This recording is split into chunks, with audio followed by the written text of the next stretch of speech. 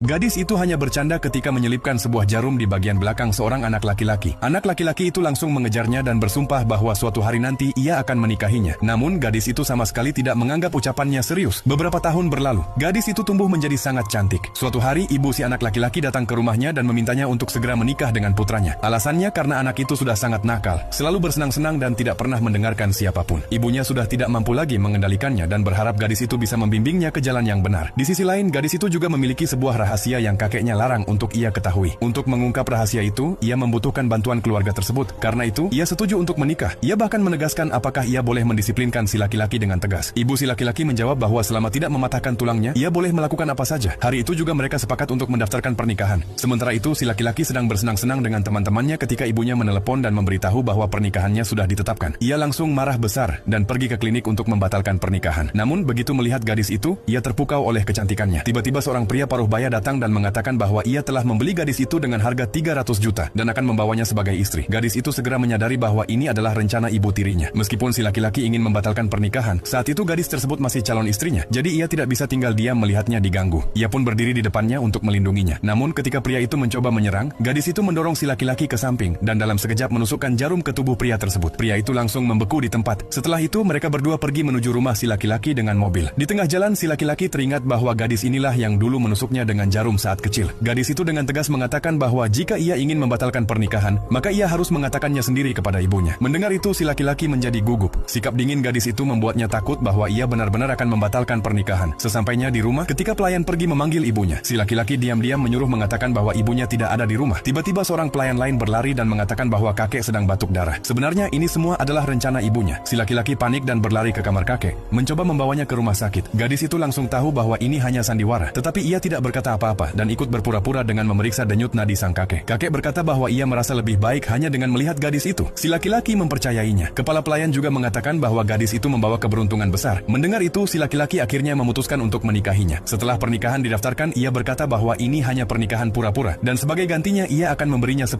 miliar. Gadis itu langsung merobek perjanjian palsu itu di depannya. Kemudian ia menetapkan 3 aturan. Pertama, ia tidak boleh pergi ke tempat-tempat yang tidak benar. Kedua, ia tidak boleh menyentuh wanita lain. Dan ketiga, ia harus menuruti perkataannya. Namun si laki-laki mengabaikan aturan itu dan pergi ke tempat minum bersama teman-temannya setelah menerima telepon. Sementara itu, ketika ibunya melihat gadis itu pulang sendirian, ia mengira mereka bertengkar. Gadis itu diam-diam mengambil sebuah tongkat kayu dan keluar lagi. Untuk bagian selanjutnya, subscribe channel dan